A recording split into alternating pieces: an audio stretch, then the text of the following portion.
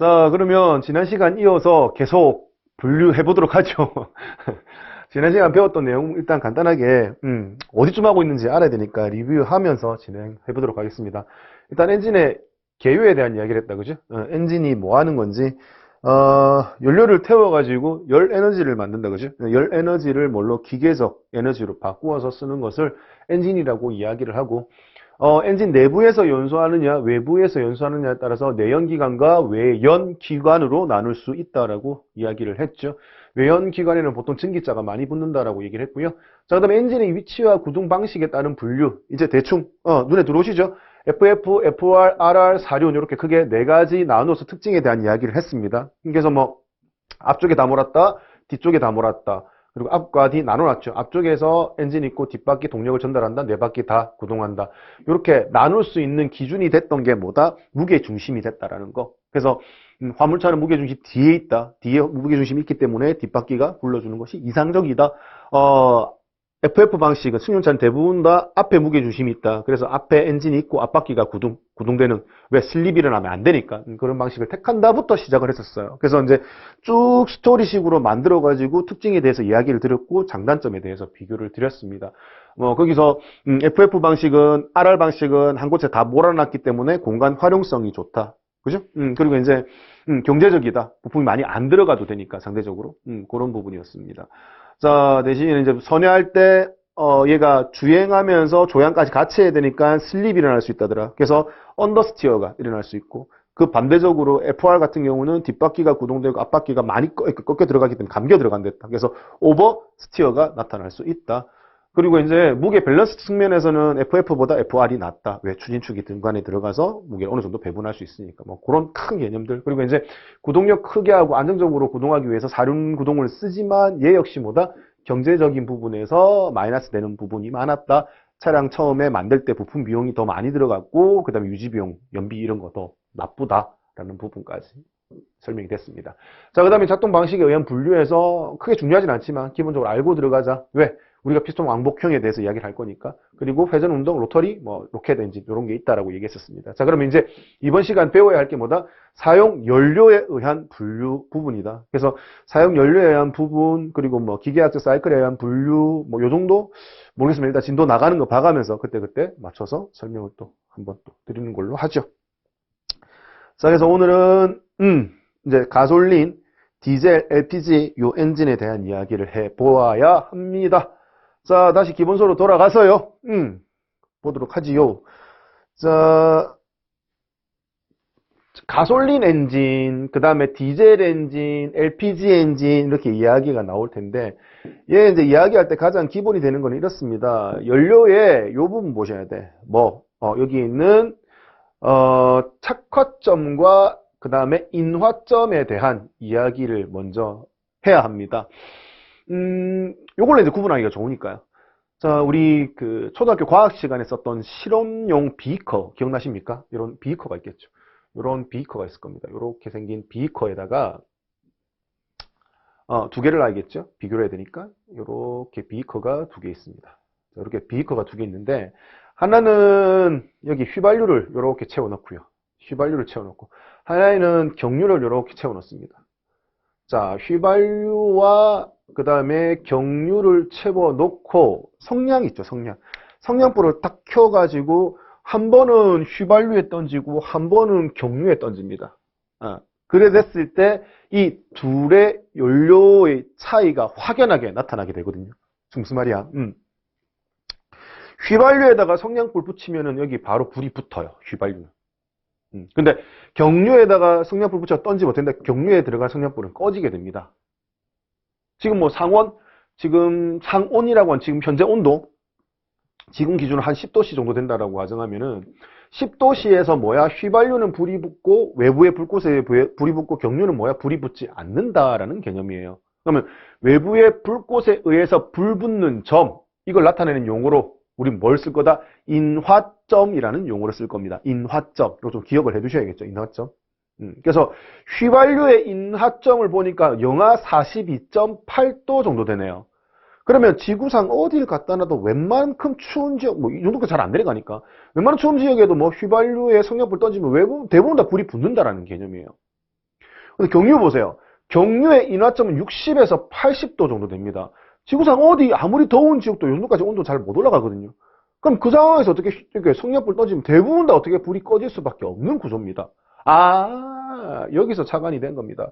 그래서 휘발유를 연료로 쓰는 엔진에는 어떻게 된다? 자, 흡입하고 압축한 상황에서 어떻게 불꽃을 이용을 해서 폭발을 시키자, 불을 붙이자, 이렇게 착안이 되는 거고요. 경유를 연료로 쓰는 엔진은 우리 뭐 디젤 엔진이라고 얘기할 건데, 경유를 연료로 쓰는 엔진에서는 흡입하고 압축하고 불꽃을 아무리 줘봤자 불이 잘 안 붙는다라고 되는 거예요. 그래서 경유를 연료로 쓰는 디젤 엔진에서는 어떻게 하면 폭발을 좀 잘 시킬 수 있을까라고 하다가 나온 게 뭐다? 이 점이 낮다라는 거지. 뭐 상대적으로 휘발유에 비해서 이 점이 낮은데 이 점이 뭐냐? 착화점 혹은 발화점이 낮다라는 개념이에요. 그러면 착화점, 발화점이 뭔데? 이런 거 그냥 온도만 되면, 이 정도의 온도만 되면 불꽃 없이 증기화가 되어 있으면 저절로 불이 붙을 수 있다라는 개념인 거예요. 그래서 상대적으로 휘발유보다 조금 낮은 온도에서 불꽃 없이도 온도만 조금만 받쳐주면은 연료가 들어가서 스스로 불이 붙을 수 있다. 그래서 디젤 엔진을 어떤 식으로 만드느냐? 흡입할 때 공기만 흡입해요. 그리고 이제 압축할 때 좀 많이 압축하죠. 휘발유 엔진보다. 왜? 압력만 줘가지고 압력이 높아지면 뭐도 같이 올라간다? 온도도 같이 올라가거든요. 그리고 우리 디젤 차량 보시면 알겠지만 예열 플러그라고 해서 키를 온 시킨 상태에서 돼지꼬리처럼 생긴 열선 들어와서 이게 탁 꺼지거나 시동 걸면 잘 걸리잖아요. 그래서 어떻게 됐냐? 흡입 공기 자체를 따뜻하게 만들어서 처음에 유입시키게 되면 어떻게 된다? 여기 착과점 맞추기가 좋다라는 개념이에요. 그래서 공기만 흡입, 공기만 좀 과다하게 압력을 가한 상태에서 온도가 올라가고 예열시키고 이래가지고 온도가 높잖아요. 압축된 공기가. 그러면 온도가 높은 상태에서 어떻게 연료를 그 상태에서 뿌리는 거예요. 대신 이제 뿌리는 조건 자체가 연료가 나가는 조건 자체가 엄청나게 악조건이죠. 왜? 높은 압력에서 연료가 나가야 되니까 좀 강한 압력으로 연료가 나갈 필요성이 있다라는 겁니다. 그래서 디젤 엔진에서는 어떻게 하느냐? 자, 고온, 고압에 연료를 뿌려가지고 스스로 불이 붙게끔 만드는 엔진 형식을 택해요. 그래서 그 둘을 구분 짓자고요. 자, 그래서 인화점이 낮은 가솔린 엔진은 무슨 방식으로 쓰겠다? 불꽃 성냥 쓰니까 불꽃 점화 방식을 택하겠고요. 그리고 이제 경유를 연료로 쓰는 엔진에서는 불꽃은 불이 잘 안 붙으니까 어떻게 된다? 고온, 고압에서 연료를 뿌리면서 스스로 불이 붙게끔 연소를 시키겠다. 그래서 뭐라고 한다? 자기 착화 방식을 택하겠다라고 착안이 된 겁니다. 그거예요, 그거. 그래 놓고 이제 나머지 남은 거 LPG를 연료로 쓰는 엔진 보니까 LPG 특성도 보니까 휘발유와 비슷하거든요. 인화점이 더 낮아요. 인화점이 더 낮기 때문에 더 낮은 조건에서도 불이 잘 붙는다는 얘기예요. 그러니까 기화된 상태에서 불만 주면은 어떻게 불꽃이 저절로 잘 붙는다는 얘기예요. 그래서 LPG 엔진도 불꽃, 가솔린 엔진처럼 불꽃 점화 방식을 택하면 되겠구나라고 착안이 되는 거예요. 근데 뭐예요? 겨울철에 LPG 시동 잘 안 걸리잖아요. 잘 안 걸리죠. 과거에 잘 안 걸렸죠. 그 이유는 연료가 인화점이 높아서 안 걸린 게 아니라 연료 공급되는 과정에서 연료가 얼어서 어떻게 연료를 연소시키는 연소시까지 못 가서 어떻게 시동이 안 걸렸던 거예요. 들어가게 해서 불꽃만 주면 얼마든지 붙어요, 붙기는. 그래서 그런 특징을 가지고 있다. 그래서 여기서 착안을 해서 시작할 수 있는 게 가장 이상적이다. 그래서 이제 가솔린 엔진은 불꽃 점화 방식의 엔진이라고 말씀을 드렸고, 자, 그러면 불꽃 점화 방식의 엔진 중에서 연소할 때 필요한 조건들이 있겠죠. 그래서 연소하기 위해서 기본적으로 필요한 조건 3가지가 있다라는 겁니다. 가솔린 엔진에서는. 그래서 제일 먼저 필요한 거는 흡입할 때, 공기를 흡입할 때 연료를 미리 쏘아서 흡입을 시키거든요. 그래서 혼합기라고 얘기합니다. 왜? 공기와 연료가 섞어서 들어오게 되기 때문에. 그래서 그 섞이는 비율이 굉장히 중요해요. 너무 많아도 안 되고, 공기에 요만큼의 연료가 너무 많이 들어가도 안 되고, 너무 작게 들어가도 안 되는 거죠. 그래서 적당하게 공기와 연료가 잘 섞여서 들어가야 돼서 혼합비가 잘 맞아야 돼요.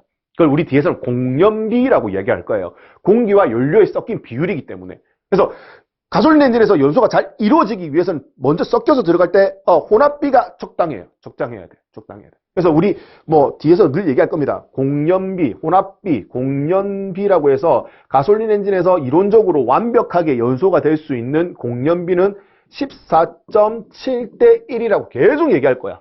그게 무슨 말이에요? 공기 14.7의 질량의 연료 얼만큼 1의 질량만큼 들어가게 되면 이게 완벽하게 연소가 되는 거거든요.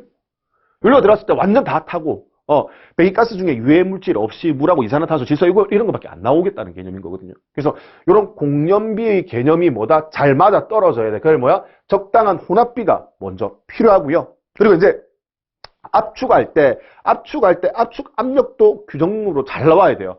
압축이 잘 되어야지만 불을 줬을 때 잘 폭발하게 되거든요. 근데 만약에 피스톤이 많이 써가지고 여기 피스톤 주변에 링이 많이 마모됐어. 그럼 압축할 때 다 새어나가 버려. 그러면 불꽃 줘도 의미가 없거든요. 그래서 뭐다?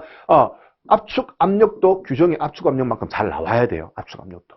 그리고 뭐야? 정확한 시기에 불꽃, 아까 불꽃 점화 방식이라고 했잖아요. 그래서 압축해가지고 어떻게 불꽃을 딱 줘가지고 터졌어.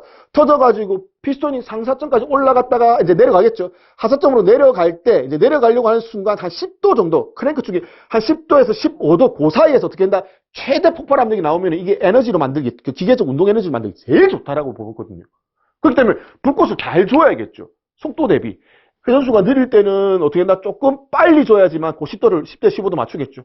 그리고 빠를 때는, 빠를 때는 좀 더 빨리 줘야 될 거고. 그거 회전의 속도가 빠를 거니까 좀 회전수가 느릴 때는 조금 더 늦게 불꽃을 줘야지만 그 시점 맞추기가 좋다라는 거죠. 그래서, 점화 시기도 정확하게 들어가줘야 된다는 얘기예요. 그래서 가솔린 엔진에서 연소가 잘 되려면 혼합기가 적정해야 되고, 그리고 압축 압력이 잘 받쳐줘야 되고, 그리고 불꽃이 정확하게 탁 튀겨줘야지, 연소가 잘 될 수 있다라는 거. 이것도 하나 좀 챙기시면 좋겠습니다. 자, 그 다음에 이제 디젤 엔진 같은 경우는 불꽃 없이 착화, 발화하는 엔진을 사용을 한다. 당연히 이제 공기만을 흡입해요. 공기만을 흡입하고 공기만을 압축한 상황에서 압축 압력이 높아질 때 연료를 뿌린다라는 개념이잖아요. 그러면 가솔린 엔진에 비해서 가솔린 엔진은 혼합기가 들어온댔잖아. 흡입할 때 혼합기가 들어와서 혼합기를 압축하니까 압축하면서 혼합기가 좀 새어나갈 수밖에 없거든요. 그에 반해서 디젤 엔진은 공기만 압축하니 새어나가더라도 공기가 새어나가니까 연료를 훨씬 더 효율적으로 활용할 수 있다는 거죠. 그렇기 때문에 디젤 엔진이 훨씬 더 연비가 좋다라는 게 여기서 나오는 거예요. 여기서. 그리고 이제 압축해가지고 디젤 엔진에서 압축해서 연료를 뿌리는 촉촉 전부 다 동력으로 다 만들어 버리잖아요. 근데 이제 그 만드는 과정에서 고압에서 고온고압이죠. 고온고압의 환경에서 고압으로 연료를 뿌려야 되잖아. 그리고 폭발력도 세게 나와. 그렇게 나왔을 때 지그시 세게 나오거든요. 그렇기 때문에 소음과 진동적인 측면에서 오히려 좀 마이너스가 있다라고 보시면 되겠습니다. 그래서 그런 부분에 대해서 이제 요거 두 개 비교하는 내용이 이제 앞으로 계속 나올 거니까 그런 디젤 엔진의 특징에 대해서 큰 개요만 잘 알아주시면 좋을 것 같아요. 자, 그 다음에 액화한 석유가스예요. 석유가스에 압력을 가하면 액화가 잘 되거든요. 그래서 그 압력을 가해서 액화시킨 가스, 그걸 이제 우리 LPG라고 이야기를 하게 됩니다. 그래서 LPG 역시 뭐다? 인화점이 낮은 관계로 똑같이 가솔린 엔진처럼 불꽃 점화 방식을 택해. 근데 뭐야? 휘발유가 엔진에 공급되는 라인과 LPG가 엔진에 공급되는 라인 자체가 틀리거든요. 그래서 연료의 공급 과정에 대해서만 언급해주면 돼. 뭐만 잘하고 휘발유 시스템에 대해서 전반적으로 다 이해를 하면 LPG 시스템의 연료만 공급되는 과정에 대해서만 잘 학습하시면 된다라는 부분인 겁니다. 그거만 하면 끝나요. 그렇죠? 그래서 이제 가솔린, 디젤, LPG 그 특징에 대해서 알고 계시고 그리고 착화점과 인화점의 개념에 대해서만 잘 아시게 되면은 연료별로 구분하는 건 그렇게 어렵지 않게 마무리를 할 수 있다.